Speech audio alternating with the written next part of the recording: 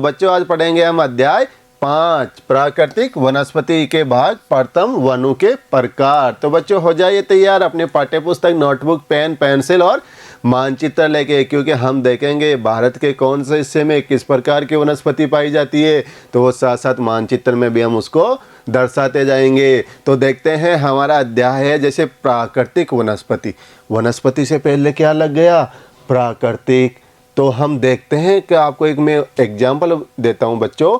आप कभी पिकनिक मनाने के लिए जंगल, गार्डन, पार्क में गए हो तो आप देखा होगा, यदि कहीं भी आपने जंगल में घूमने गए हो या पार्क में घूमने गए होंगे तो आपको ऐसे सीन दिखाई दिए होंगे।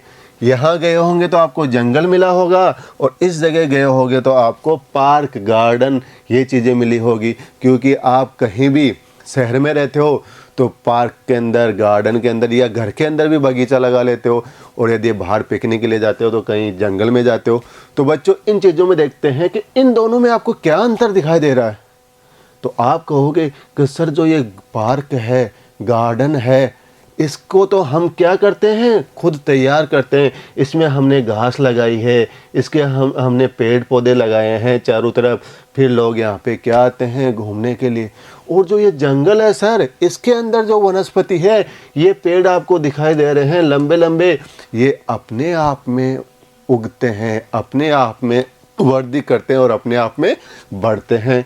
तो क्या हुआ आपका अंतर कि ऐसी वनस्पति जो क्या हो, प्रकृति के द्वारा स्वयं उगाई जाती हो, उसकी वृद्धि की जाती हो और वो बढ़ती रहती है, और जिसमें मानव का क्या नहीं होता, कोई हस्तक्षेप नहीं रहता। तो ऐसी वनस्पति को हम क्या कहेंगे? प्राकृतिक वनस्पति। और ऐसी वनस्पति या पेड़ पौधे जिनको क्या करता हो, मानव रोपित करता हो, मानव तैयार करता हो, तो उसे कहेंगे हम मानव रोपित वनस्पति। तो चलते हैं हम किस पे? अपने टॉपिक पे, प्राकृतिक वनस्पति। तो बच्चों नोट कर लो अपने रजिस्टर के अंदर, अपनी नोटबुक के अंदर, प्राकृतिक वनस्पति। प्राकृतिक वनस्पति से अभिप्राय उस पौधा या समुदाय से है जो लंबे समय तक बिना किसी बाहरी हस्तक्षेप के उगता हो, तो उसे हम क्या कहेंगे? प्राकृतिक वनस्पति कहेंगे। ये आपको एक डायग्राम दिखाई दिया है। इस डायग्राम में आप जितनी भी वनस्पति देखोगे, ये जितने भी पेड़ पौधे हैं, ये क्या हो रहे हैं? अपने आप बढ़ रहे हैं, अपने आप उग रहे हैं और अपने आप वृद्धि कर रहे हैं।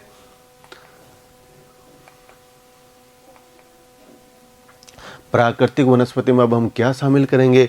पेड़ पौधे, घास, झाड़ियाँ। ये देखो, ये जो पेड़ पौधे उग रहे हैं क्या हो रहे हैं? अपने आप। ये जो घास लगी हुई है ये भी क्या है? अपने आप। यदि यहाँ मानव निर्मित होती तो ये प्राकृतिक वनस्पति नहीं कहते, इसे मानव रोपित वनस्पति कहते। और ये झाड़ियाँ भी क्या हो रही है? अपने आप उग रही है प्रकृति में। तो ये क्या हुई? प्राकृतिक वनस्पति में क्या क्या? पेड़ पौधे, घास और झाड़ियाँ। ये देखते हैं आगे, इसकी विभिन्न प्रजातियां वहां पाए जाने वाली मिट्टी और जलवायु परिस्थितियों में यथासंभव स्वयं को ढाल लेती है। यानी ये जो वनस्पति है जिस क्षेत्र में पाई जाएगी विशेष प्रकार से, उस क्षेत्र की मिट्टी और जलवायु के साथ क्या कर लेगी? समायोजन कर लेगी। अब हम देखेंगे क्या कि हमारे जो भारत में है कि अलग अलग क्षेत्रों में अलग अलग वन पाए जाते हैं। उन वनों का क्या कारण है? विभिन्नताओं के क्या कारण है?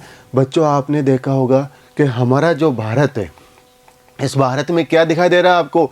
ये क्षेत्र है, ये पूरा का पूरा क्या है आपका? हिमालय पर्वत है। ये आपका पूरा का पूरा क्या है? मरुस्थलीय भाग है। ये आपके तटीय मैदान है, ये पश्चिमी तट, ये पूर्वी तट। ये बीच में आपका पूरा का पूरा क्या है? पठारी क्षेत्र है। यानी देखा जाए तो हमारे भारत के हर हिस्से में अलग अलग जलवायु है, अलग अलग तापमान है, अलग अलग वर्षा है, मिट्टी की प्रकृति अलग है, धरातलीय स्वरूप अलग है, यानी अलग अलग स्थलाकृतियाँ हैं। तो इन अलग अलग स्थलाकृतियों के कारण हमारे जो भारत की वनस्पति पाई जाती है वो प्राकृतिक वनस्पति भी क्या होगी?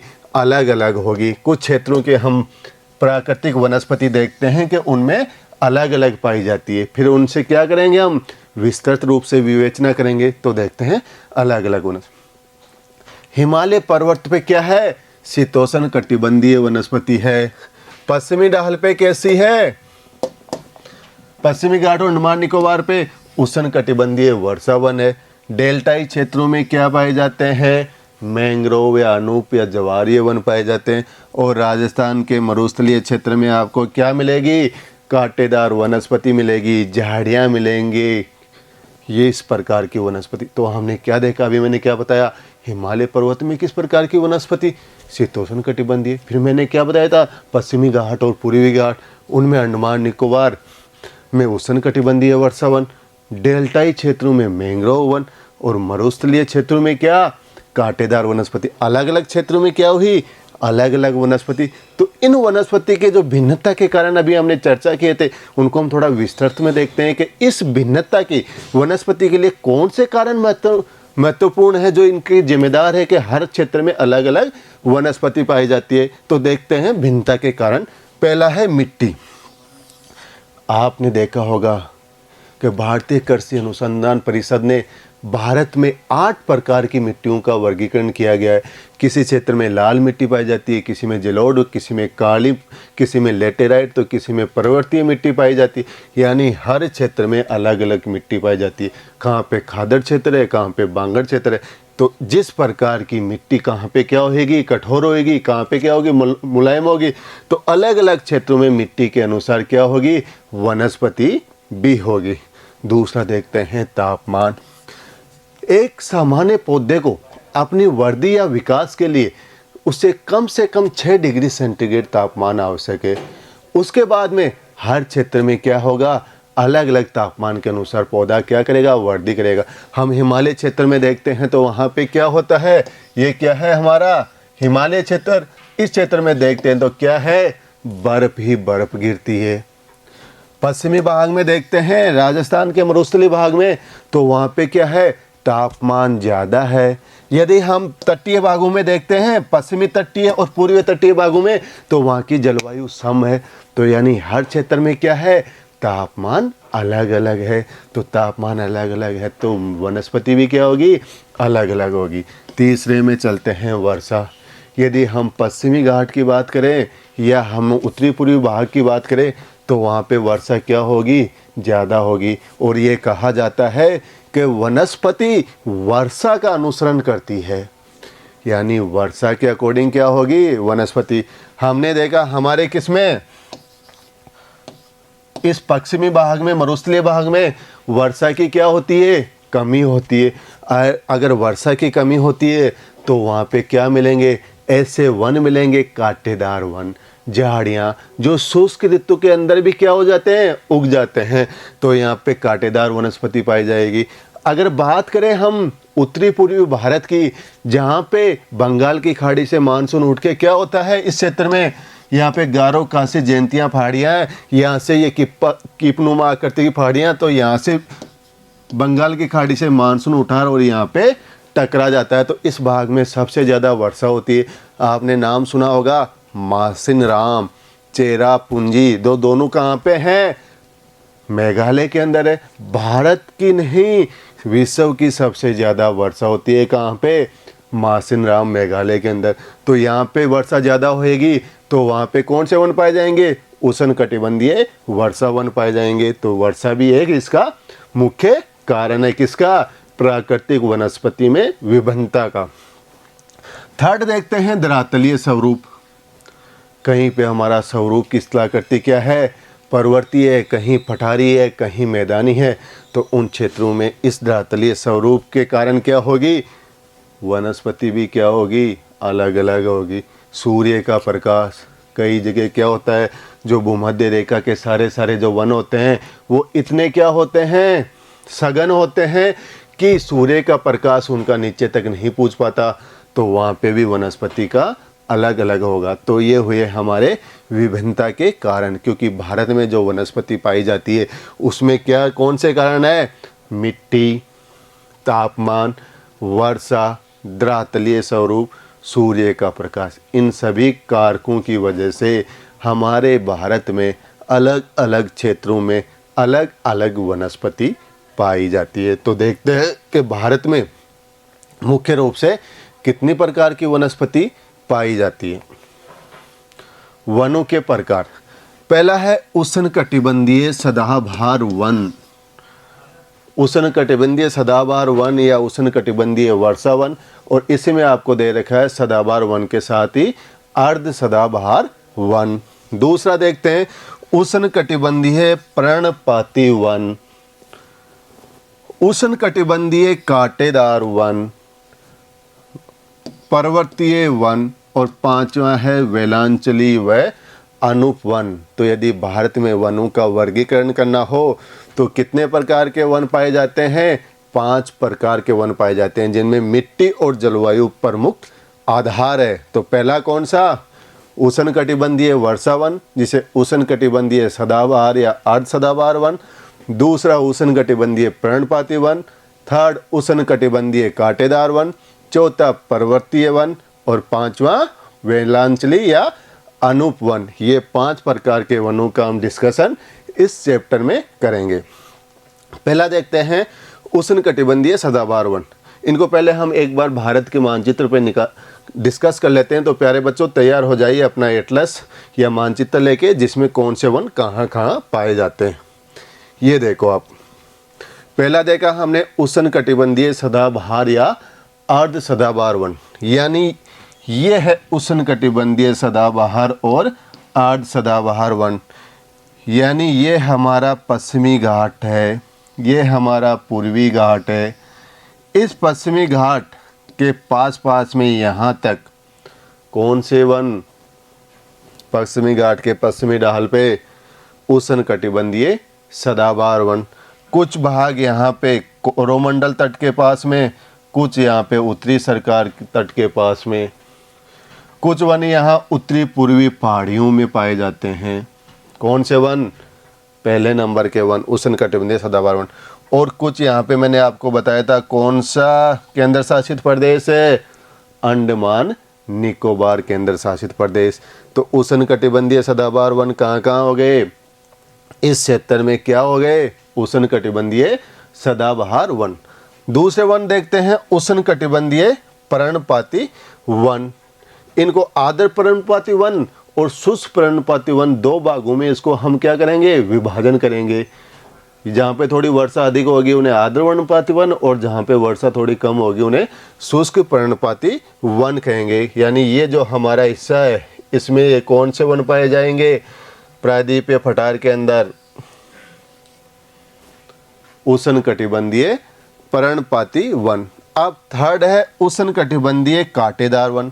मैंने कहा था कि जहाँ पे बारिश कम होगी, वर्षा कम होगी, तो ये हमारा जो पश्चिमी भाग है राजस्थान का या गुजरात का कुछ भाग है, या ये जो किस कहते हैं इसको वृष्टि छाया क्षेत्र, इसके अंदर ये क्या पाए जाएंगे? कांटेदार वन पाए जाएंगे। चौथा देखते हैं पर्वतीय वन, यानी ये हिमालय क्षेत्र हमारा जो डॉट डॉट दिख रहा है आपको, जम्मू कश्मीर के अंदर थोड़ा उत्तरी पंजाब, हिमाचल प्रदेश इधर, और इधर अरुणाचल प्रदेश, नागालैंड, असम, इस क्षेत्र में कौन से क्षेत्र? वन? पर्वतीय वन। अब चलते हैं 5वें नंबर पे वेलांचली या अनूप वन। आपने बच्चों ध्यान से पढ़ा हो तो हमने पढ़ा था सिंधु नदी तंत्र, गंगा नदी तंत्र और ब्रह्मपुत्र नदी तंत्र। यदि गंगा नदी और ब्रह्मपुत्र नदी को आपने पढ़ा हो अच्छी तरह से, तो वो बांग्लादेश में जब गिरती है मेघना के नाम से, तो वहाँ पे एक सबसे बड़ा डेल्टा बनाती है। आपको मैंने बताया था कौन सा डेल्टा? सुंदरवन डेल्टा। तो इस क्षेत्र में कौन से वन? वेलांचली या अनूप वन। मैंने कहा था वहाँ पे सुंदरी वृक्ष की अधिकता होती है, जवारी वन पाए जाते हैं। तो जो नदियाँ डेल्टा बनाती है, डेल्टाई भागों में, कुछ गुजरात में भी पाए जाते हैं। यहाँ पे ये देखो, यहाँ पे और यहाँ पे जवारी क्षेत्र के अंदर। तो ज़्यादातर क्या होगा? गंगा ब्रह्मपुत्र का डेल्टा के पास कृष्णा, गोदावरी, महानदी और कावेरी नदियों, इनके डेल्टाई क्षेत्र में कौन से वन पाए जाएंगे? वेलांचली या अनूप वन पाए जाएंगे। अब देखते हैं पहला उष्णकटिबंधीय सदाबहार व अर्ध सदाबहार वन। यानी इनकी हमें 3 चीज़ें आपको याद रखनी है। कौन सी? पहला, इनका क्षेत्र कौन कौन सा है, कि किस क्षेत्र में पाए जाते हैं। दूसरा, इनके लिए कितने डिग्री सेंटीग्रेड तापमान की आवश्यकता है और कितने सेंटीमीटर वर्षा की आवश्यकता है। तीसरा कि इसके अंदर मुख्य वृक्ष कौन कौन से पाए जाते हैं।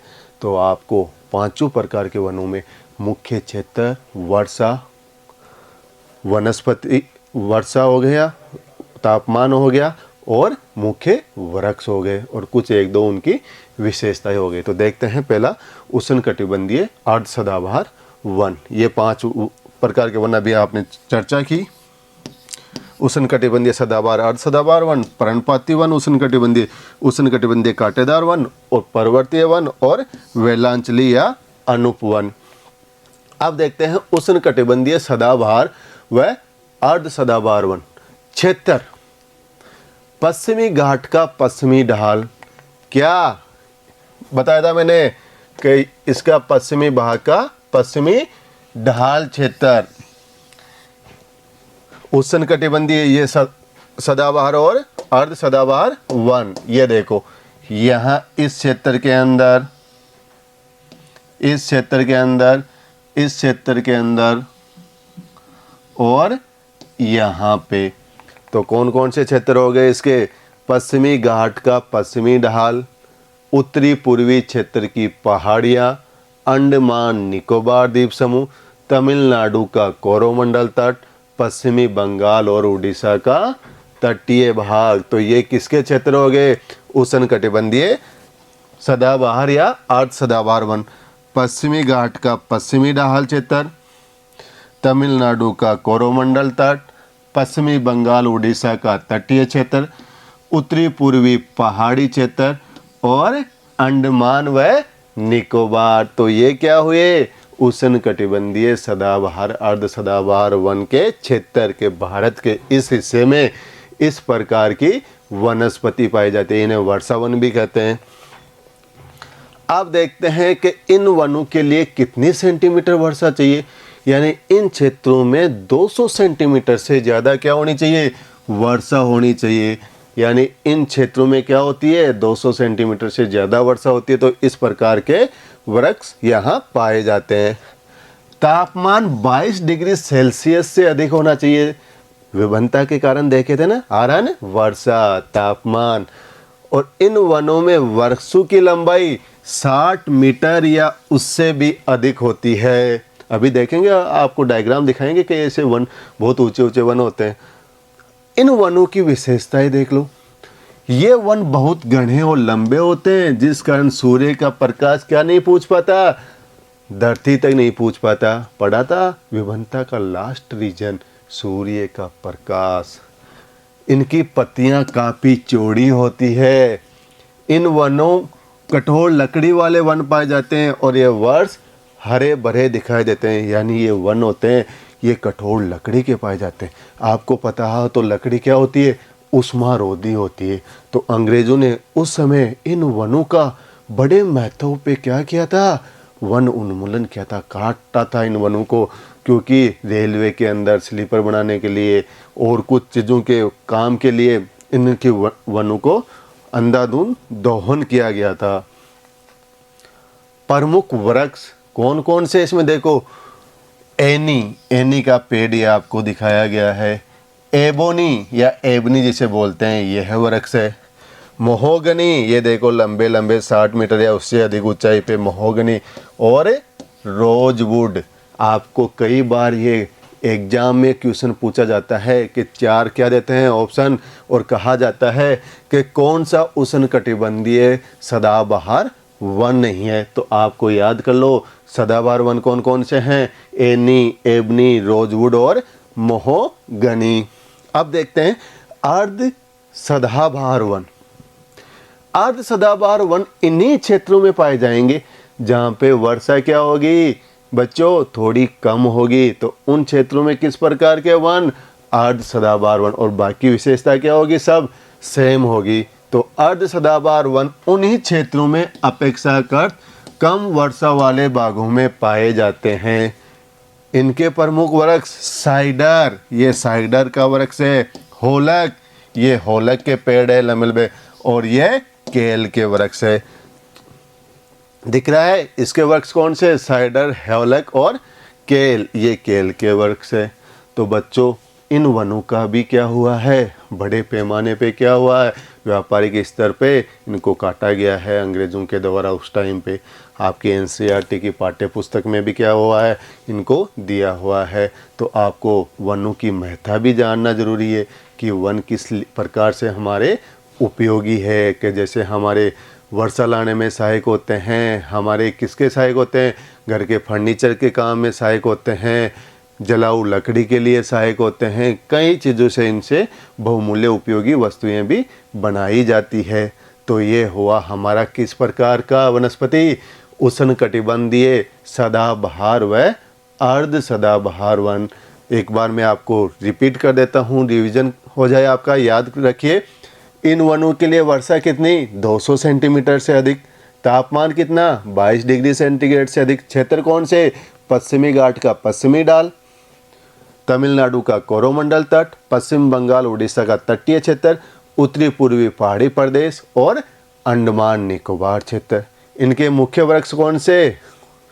एनी, एबोनी, महोगनी और रोजवुड। अर्ध सदाबहार वन यानी उन क्षेत्रों से यदि थोड़ी बारिश कम हो रही है, वर्षा कम हो रही है, तो उन क्षेत्रों में किस प्रकार की वनस्पति?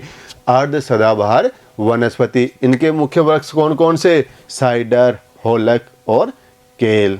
तो बच्चों मेरे इस वीडियो के साथ आप उष्णकटिबंधीय सदाबहार व अर्ध सदाबहार वनस्पति को पोज कर करके देखिए और अपने मानचित्र में इन स्थानों को जो मैंने बताए थे अंकित कीजिए। और मिलते हैं हम अगले वीडियो में। तब तक बने रहिए मेरे साथ। Thank you.